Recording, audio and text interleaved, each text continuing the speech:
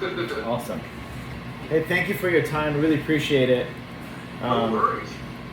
Obviously, a lot of our members are anxious, have questions, and I want to make sure that I don't misrepresent anything as far as what I know. Okay. So if you don't mind, I'm gonna let you know what my take was from that night, Thursday hearing, and then I'm sure Dirk will ask some questions of his own. So my understanding was that hearing was for the 8 tennis courts, no pickleball courts, and but said that, however, I think it's very clear that everyone knows, including the managing owner, the co-owners, the whole city and our members, that we intend to have pickleball courts once this project ever gets approved. But it has a long ways of getting approved because they're still going to litigation and both sides don't even agree on the same plan. I mean, some say this will never happen. But if this all goes through council, my understanding is that we do have an opportunity, myself, to get pickleball courts out there, but it would also depend on you guys having a process in place for pickleball courts, and then we would follow your process. And that's what I understand. Sorry, go ahead. And, no, go ahead. And from what we understood is that right now there's no process, and because there's no adopted process or many processes out there, probably the managing owner did it this way to just move it forward. But we don't. We're just making speculations. But regardless, we are for this project way more than apartment buildings, and we just want to preserve our club with pickleball courts. And we're also, when I came to the city over 2 years ago, and I inquired about pickleball courts, they told me there's no further permission needed for me to get for pickleball courts, and it is a racket sport, so go ahead and do it. So for the existing courts that we have now, pickleball, I'm assuming that for those courts we will not have any sort of special permission needed in the future. But please let me know if I misunderstood that. So those are my questions. Yeah, and I see that. And as far as back in terms of the tennis courts, yeah, I mean, when we approved something, it was specifically mentioned tennis courts, and I think that's what Curtis was trying to let everyone know. Says, hey, I know where that's pickleball's going. That's obviously it seems like it's the goal, especially of the membership. But at least in terms of the approval, was just tennis courts. And from what I understand from the staff, it's not because it's not they didn't want to put pickleball in there. It was just there was no process yet, or at least there was no kind of definition of how that equates to. So I think it's just to be determined type of, specific carve out as a sport or something like that. I'm not 100% sure how they're going to do that. But I think as of now, it really doesn't affect anything. It doesn't, affect anything on what you guys are doing. And like you said, I mean, it's just obviously up to the courts and all of that, and what the parties decide to do in terms of their litigation, however long or soon if they get that over with. It really doesn't affect anything until there's agreement. But one thing I do know, we're working in an industry when you get a map, which your final map to build is your final plan, to get that all linked on our side. So it just seems to me that everyone's going to have to be in agreement before anything moves forward. And who knows how long that is until that happens. So, but as you're saying, I don't really think anything changes right now for the foreseeable future until when and if they come to agreement and they believe that that we're going to go ahead and go with the plan that we just approved the last week. I think that was one reason why they just wanted that long 10-year kind of timeline to build. So I think they probably are factoring, unfortunately, a lot of litigations. And that's just speculation on my part, but that's what it kind of seems like. Right. So I don't think it's anything. Hey, we're not against pickleball or it's anything outside of hey, is it different than tennis, or at least the courts are a little bit different. So it's not really spelled out now, but maybe when it comes back or whatnot, when they ask for the official, there may be some type of definition of what pickleball is, and I think really that's all that amounts to more than anything really. Okay, so Leah, again, unfortunately, we've got a little scuttlebutt over here at the club, and that's why I'm sitting here with Sean, and you know, I don't know what people's intentions are, or I'm not too involved in all the little political camps here at the community, but unequivocally, any action that was taken last week by the council, in no way did it in any way slam the door on the intent for there never to be pickleball allowed. Yeah, no, not at all, not at all. So that's not all. I think all Curtis wanted to do, I think probably that, my thoughts are probably what Curtis said at the end is maybe what had some people concerned.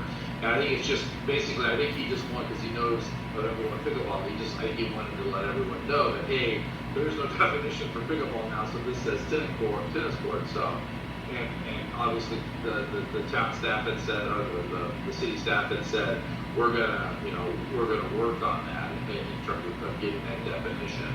And so that was, I think that having talked to Curtis in detail about it, I think that's probably what he meant. So, and unfortunately, it probably had a ripple effect to the membership. It sounds like. Yeah. Okay. So, and again, I understand by definition, and I understand that, you know, we'll have to do some studying on our parking issues, etc.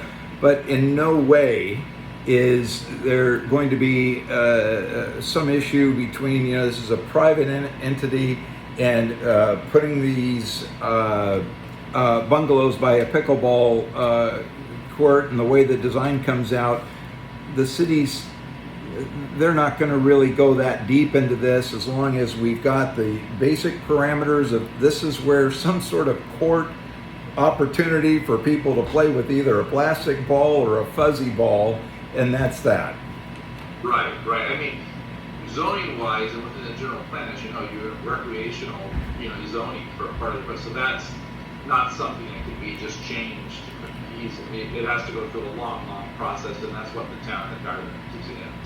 The jurisdiction I work in Colorado, they're called towns, so I give a flip flop. But the city, I mean, it would, you know, when the next general plan comes up, then that would be a chance for changing.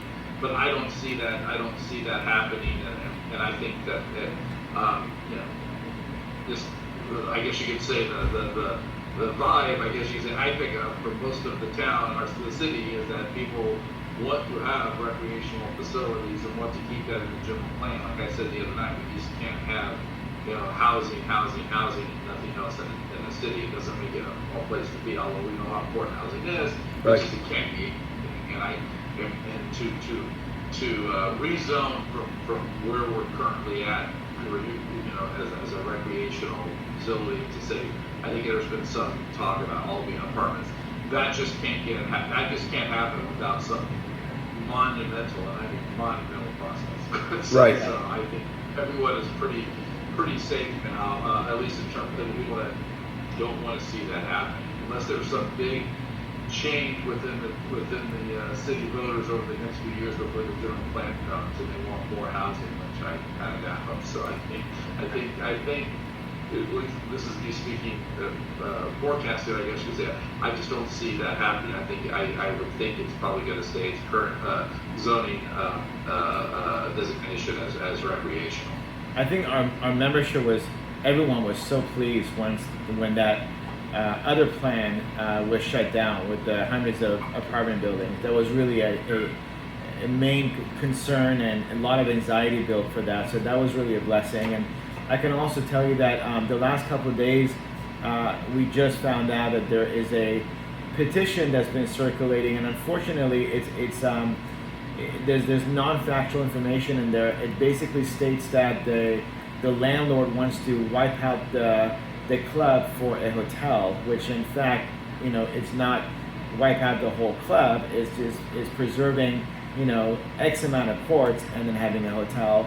And then there's also more anonymous accounts being built on Instagram, and someone made a comment that the managing owner was reprimanded by planning commission at the planning commission hearing, which I don't recall it being that way. I don't remember that. I was there. I don't remember it, so I don't Yeah. remember it at all.